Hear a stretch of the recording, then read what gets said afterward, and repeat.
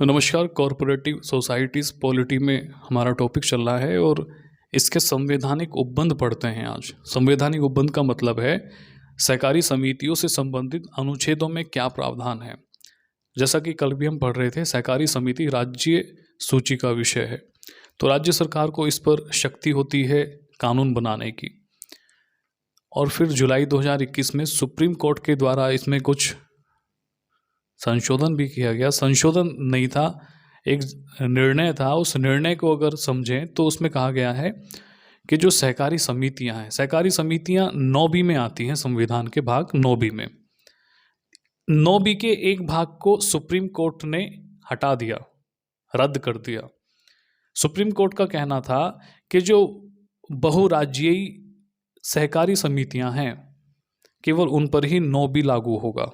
मतलब जो सहकारी समितियां एक या एक से अधिक राज्यों में और केंद्र शासित प्रदेशों में काम कर रही हैं, गठित की गई हैं, उन पर प्रावधान लागू होंगे 9B के। केवल वो सरकारी समितियां जो केवल किसी एक राज्य में गठित की गई है वो 9B के प्रभाव से मुक्त रहेंगी। तो इस जजमेंट को भी याद रखना। अब बात करते हैं इसके उन 13 अनुच्छेदों की जिसमें सहकारी समितियों से संबंधित प्रावधान है। एक दो अनुच्छेदों को छोड़ देंगे जो महत्व के नहीं हैं, जैसे परिभाषा। सबसे पहला अनुच्छेद बात करता है 243 ZH, बात करता है परिभाषाओं की। अब कल हमने परिभाषा ही पढ़ी है। हमारी जो इससे पहली क्लास है वो सहकारी समितियों की परिभाषा से ही संबंधित थी, तो फिर उसमें क्या पढ़ना उसको। तो उन प्रावधानों को पढ़ लेते हैं जो अच्छे प्रावधान हैं और पेपर में पूछे गए हैं या अच्छे लगते हैं पढ़ने से कि हाँ संभावित हो सकते हैं पेपर में, है ना। तो सबसे पहले चलते हैं 243 ZI। ये बात करता है सहकारी समितियों की स्थापना। अब सहकारी समितियों की जो स्थापना है ये विषय है राज्य सूची का, तो राज्य विधानमंडल इसके लिए कुछ रेगुलेशन रूल बनाएगा। तो इसमें इसको हम क्या लिखेंगे, आर्टिकल 243 ZI, कॉरपोरेटिव सोसाइटीज, सहकारी समितियों में। तो इसमें क्या लिखेंगे, सहकारी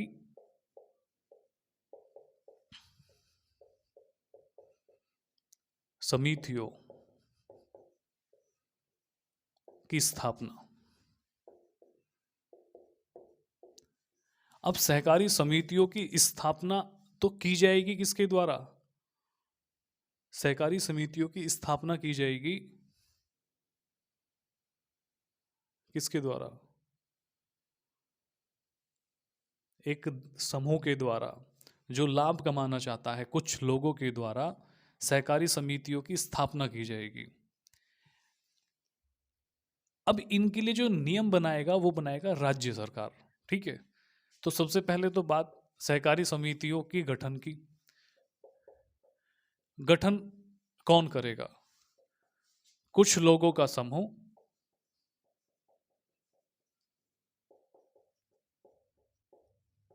एक साथ मिलकर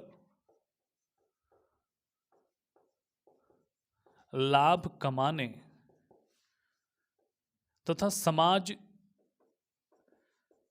सेवा के उद्देश्य से, अच्छी परिभाषा है, सहकारी समिति का गठन करेंगे। अब देखो सहकारी समिति का गठन हो गया, अब इसका जो विनियमन है, यह इसका नियमन, इससे संबंधित जो नियम है, प्रबंधन से संबंधित या समापन के लिए राज्य विधानमंडल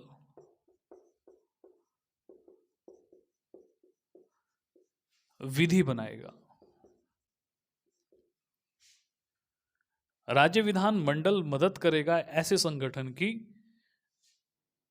प्रबंधन में सहायक होगा, नियम बनाकर उन्हें जो है उनसे रूलिंग कराएगा या रूलिंग खुद करेगा या सदस्यों को स्थापित कर देगा, और जब बात समापन की आएगी तो समापन कर देगा, समाप्त कर देगा। तो सबसे पहला आर्टिकल था समितियों की स्थापना। राज्य विधानमंडल के द्वारा इनकी स्थापना कुछ नियम के साथ की जाएगी, ठीक है। रजिस्ट्रेशन कराना होगा, ये लोग जो लाभ कमाना चाहते हैं, समाज सेवा करना चाहते हैं, ये अपने आप को पंजीकृत कराएंगे। अब जैसे ये पंजीकरण कराएंगे, ये जो है लाइसेंस होल्डर हो गए, तो इनको कुछ रूल दे दिए जाएंगे, कुछ मानक दे दिए जाएंगे कि आपको इन मानकों के आधार पर सहकारी समिति को चलाने के क्या दी जाती है, इजाज़त दी जाती है। ठीक है, तो इसमें इतना पढ़ेंगे। उसके बाद जी,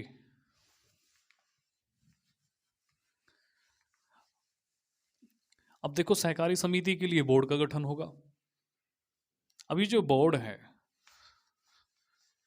बोर्ड में सदस्य होंगे और कुछ पदाधिकारी होंगे, तो उनकी संख्या और उनकी कार्यविधि से संबंधित बात की गई है आर्टिकल 243 जे में।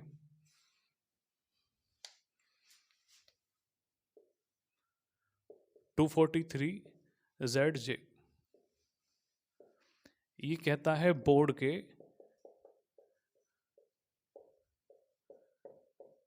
सदस्यों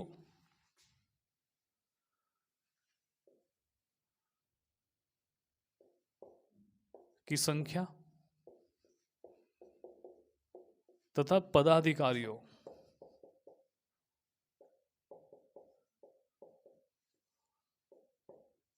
व सदस्यों की कार्यविधि। वैसे तो इसको हम ऐसे भी लिख सकते हैं कि बोर्ड के सदस्यों और पदाधिकारियों की संख्या तथा इनकी कार्यविधि। ठीक है, और इसको ऐसे भी लिखा जा सकता है, समस्या किसी भी बात में नहीं है। अब देखो, बोर्ड के जो सदस्य है और जो पदाधिकारी है, इसमें क्या कहा गया है कि जो बोर्ड में निर्देशकों की अधिकतम संख्या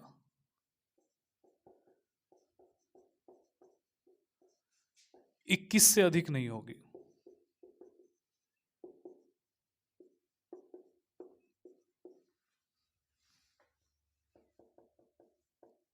ठीक है, जब हम कल सहकारी समिति पढ़ रहे थे, तो सहकारी समिति में हमने सबसे पहले क्या पढ़ा था, या सहकारी समिति में कहीं भी पढ़ा हो, हमने ये पढ़ा था कि जब पंजीकरण कराएंगे हम, तो सहकारी समिति के लिए कुछ टर्म कंडीशन होती है, जिसमें 10 सदस्य होने चाहिए, 18 वर्ष या 18 वर्ष से अधिक की उम्र कर चुके हों, और न्यूनतम 10 सदस्य एक साथ आएंगे तो ही सहकारी समिति का गठन कर पाएंगे। अगर 9 सदस्य जाते हैं, 18 वर्ष की उम्र कर चुके हैं पूर्ण, तो उन्हें, उनके लिए कोई गाइडलाइन नहीं है राज्य सरकार के पास। ठीक है, वो सहकारी समिति को पंजीकृत नहीं करा पाएंगे, तो 10 लोगों का होना अनिवार्य था। अब यहाँ जो डायरेक्टर है, निर्देशकों की बात की गई है बोर्ड में, इसमें अधिकतम संख्या 21 होगी, सबसे पहली बात। दूसरी बात इसमें ये याद रखना कि यदि किसी बोर्ड में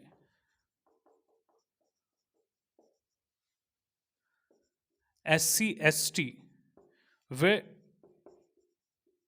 महिलाएं शामिल हैं, तो ऐसे बोर्ड में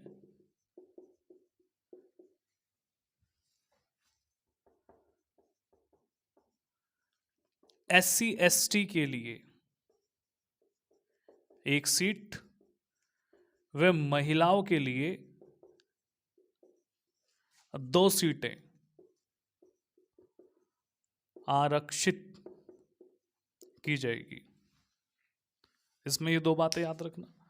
उसके बाद इसी में राज्य सरकार के द्वारा, देखो ये जो जितना भी काम होगा ना, ये सब राज्य सरकार विधि बनाकर करेगी।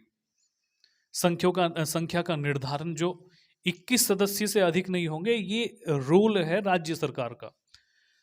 अगर किसी समिति में, किसी बोर्ड में SC ST का कोई व्यक्ति शामिल है या महिला शामिल है, तो उसमें राज्य सरकारों ने या राज्य विधानमंडल ने ये रूल बनाया है कि ऐसे बोर्ड में 1 सीट तो SC ST को दी जाएगी और 2 सीटें महिलाओं के लिए आरक्षित की जाएगी। राज्य विधानमंडल का ये रूल है।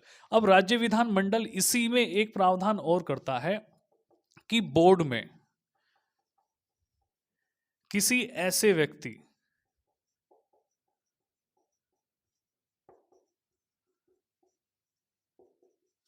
व्यक्ति को शामिल कर सकता है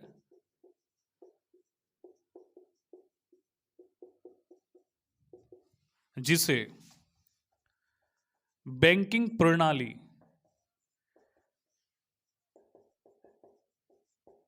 या सहकारी समितियों से संबंधित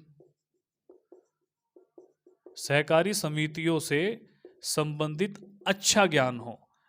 अब इसको शामिल तो कर लिया, यानी ये बात मनोनीत करने वाली जैसी हो गई।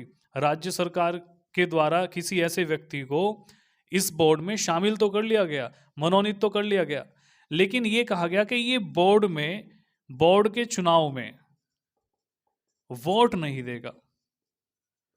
और दूसरा ये कहा गया कि इस व्यक्ति को जो बोर्ड का पदाधिकारी का पद है, पदाधिकारी के पद पर आसीन नहीं होगा, आसीन, ठीक है, उस पर नहीं बैठ पाएगा। तो राज्य विधानमंडल के द्वारा क्या किया गया, किसी ऐसे व्यक्ति को भी शामिल कर लिया गया जो विशेषज्ञ है, सहकारी समितियों से संबंधित या बैंकिंग प्रणाली से संबंधित विशेषज्ञता रखता है, स्पेशलिस्ट है, शामिल कर लिया जाएगा। वोट देने का अधिकार ना होगा, वोट ना दे पाएगा, ठीक है। उसके बाद नंबर नेक्स्ट,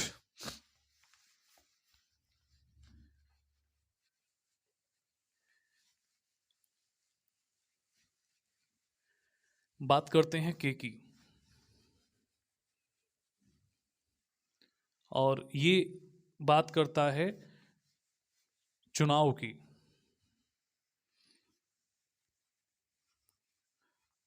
बोर्ड के सदस्यों का चुनाव, आर्टिकल 243Z के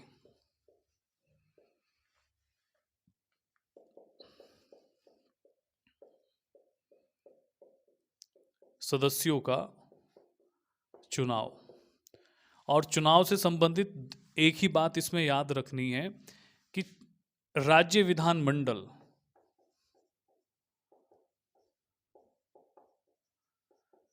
इन चुनाव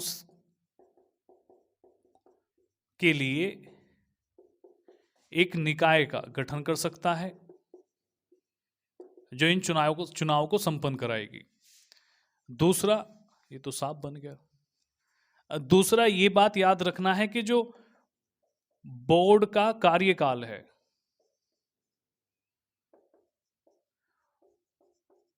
पूर्ण होने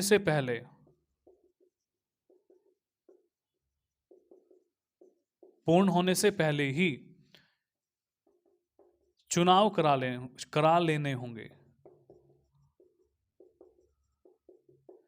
एक बात ध्यान रखना, जो हमने आर्टिकल 243Z पढ़ा था, उसमें एक बात याद रखना कि जो बोर्ड के सदस्य, वे जो पदाधिकारी होंगे, इनका कार्यकाल 5 वर्ष होगा, 5 वर्ष का कार्यकाल होगा बोर्ड में। इसमें आर्टिकल 243Z में ही ये बात लिखेंगे कि जो बोर्ड के सदस्य है और जो पदाधिकारी है उनका कार्यकाल 5 वर्ष का होगा। जब से वो पद धारण करेंगे तब से उस तारीख से लेके अगले 5 वर्षों तक वो पद पर बने रहेंगे, ठीक है। चुनाव से संबंधित क्या है कि बोर्ड का कार्यकाल पूर्ण होने से पहले ही चुनाव करा लेने होंगे, 6 महीने के अंदर अंदर चुनाव होंगे। अगर बोर्ड का खंडन हो जाता है, उस बात को आगे समझेंगे, ठीक है। तो चुनाव की प्रक्रिया राज्य विधानमंडल तय करेगा। आर्टिकल 243Z के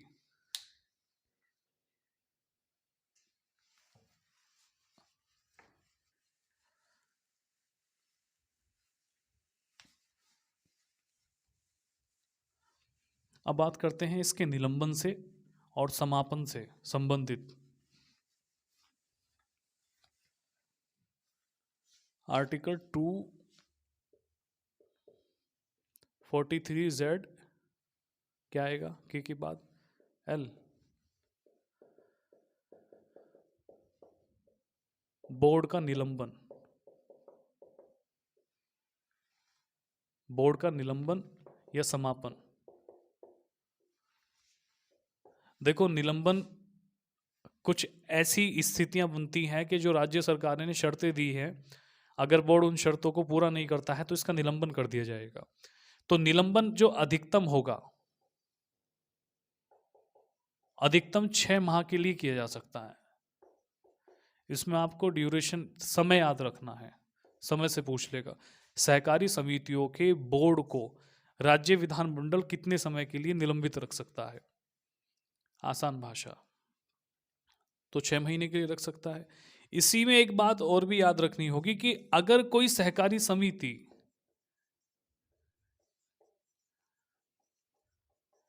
बैंकिंग व्यवसाय करती है तो ऐसी सहकारी समिति के जो बोर्ड को निलंबित किया जाएगा, उसकी उसकी जो अवधि होगी वो 1 वर्ष होगी बस।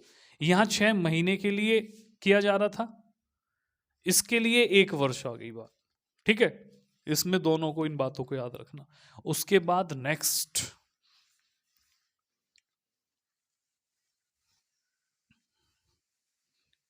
आम सभा का गठन। एल के बाद एम आता है, ABCDEFGHI JKLM। Very good. 243 ZM, ये बात करता है सहकारी खातों का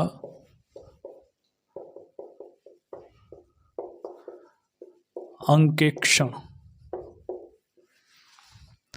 अंकेक्षण का मतलब ऑडिट से। तो इसमें राज्य विधानमंडल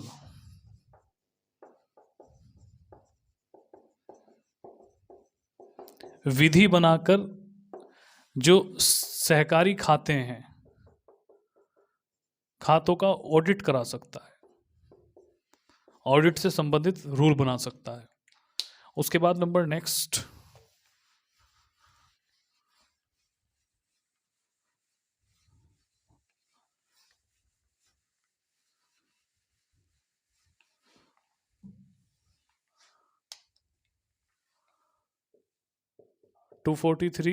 ZN,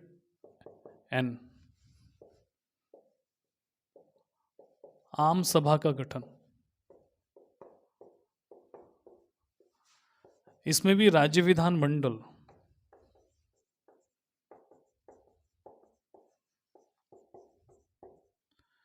विधि बना सकता है कि प्रत्येक वित्तीय वर्ष के बाद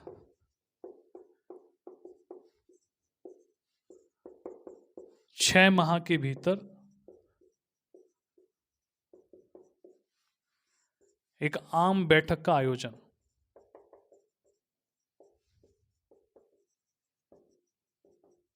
आयोजन से संबंधित विधि बना सकता है। ठीक है, नेक्स्ट,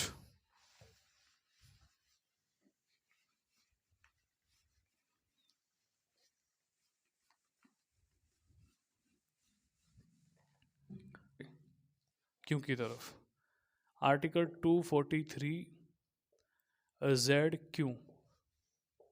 और ये बात करता है क्या? ये बात करता है राज्य विधानमंडल द्वारा तय दंड की, अपराध से संबंधित दंड या अपराध के लिए दंड।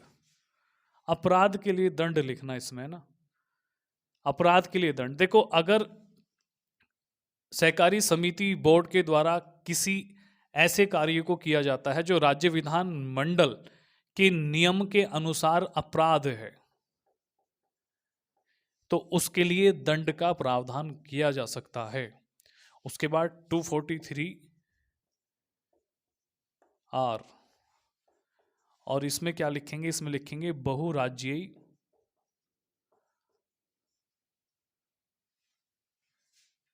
बहुराज्यीय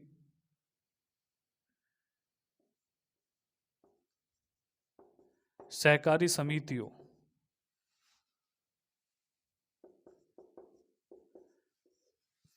बहुराज्यीय सहकारी समितियों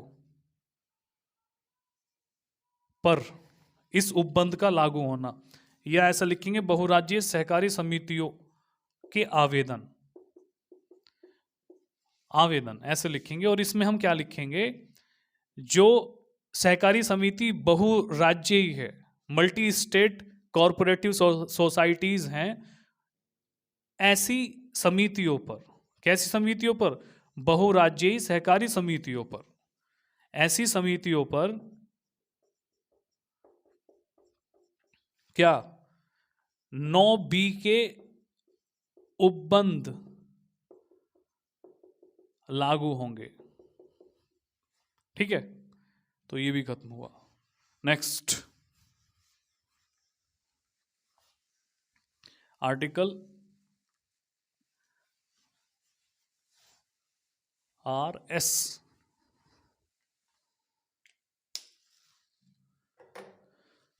243ZS ये बात करता है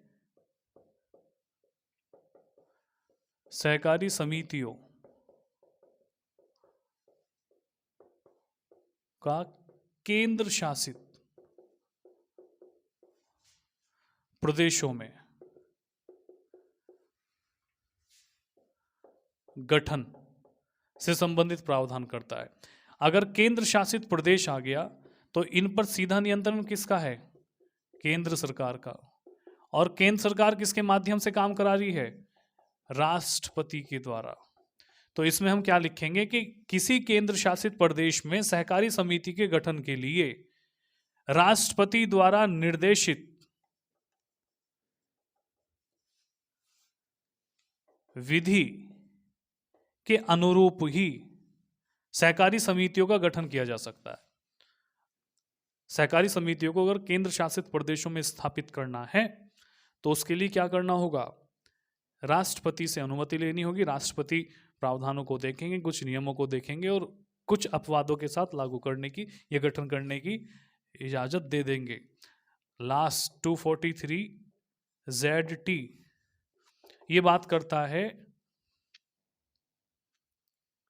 क्या बात करता है, ये बात करता है विधियों का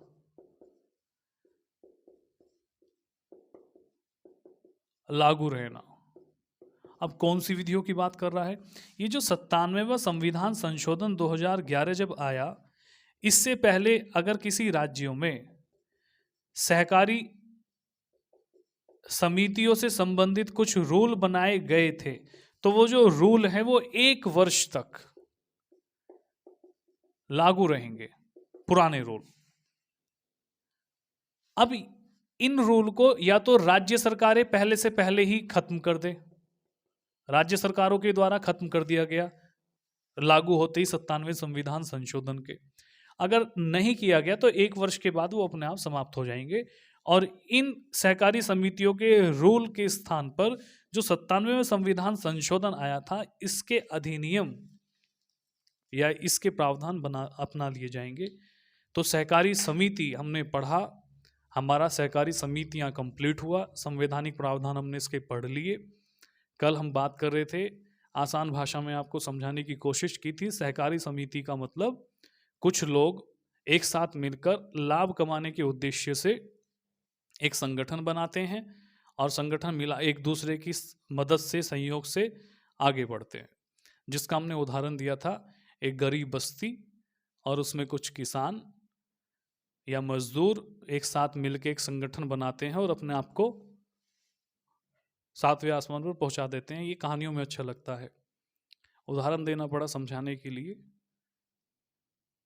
कहानियों में क्यों अच्छा लगता है, क्योंकि ऐसे नहीं बदलता, मजदूर मजदूर है, किसान किसान है आज भी। इरफान खान अभिनेता, एक एक्टर, बहुत अच्छे एक्टर इरफान खान है ना, मुझे लगता है शायद 50 लगभग 50-52 साल ही अपना पूरा करके अलविदा दुनिया से।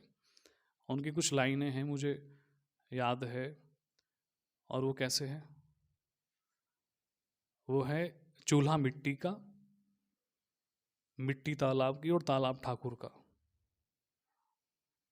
भूख रोटी की, रोटी बाजरे की, बाजरा खेत का और खेत ठाकुर का। बैल ठाकुर का, हल ठाकुर का, हल की मूठ पर हथेली अपनी, लेकिन फसल ठाकुर की। कुएं ठाकुर के, कुएं में पानी ठाकुर का। खेत खलियान ठाकुर के, गली मोहल्ले ठाकुर के, तो अपना क्या। तो सहकारी समितियां भी केवल उन लोगों के लिए हैं जो स्थिर हैं हर तरह से। अस्थिर व्यक्ति, जो गरीब व्यक्ति है, निर्धन व्यक्ति है, पीड़ित है, वो बहुत मुश्किल होता है कि उसको अपने आप को बदल लेना, क्योंकि समाज का कुछ ढांचा ही ऐसा है कि जो दबा हुआ है वो दबा ही हुआ है।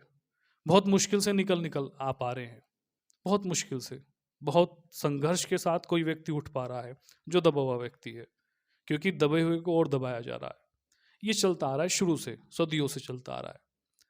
ठीक है, तो सहकारी समितियां भी, जो स्थिर व्यक्ति है, संगठन कौन बना सकता है? जिनके पास आर्थिक सपोर्ट हो, आर्थिक आधार ठीक हो। संगठन उन लोगों के लिए होते हैं।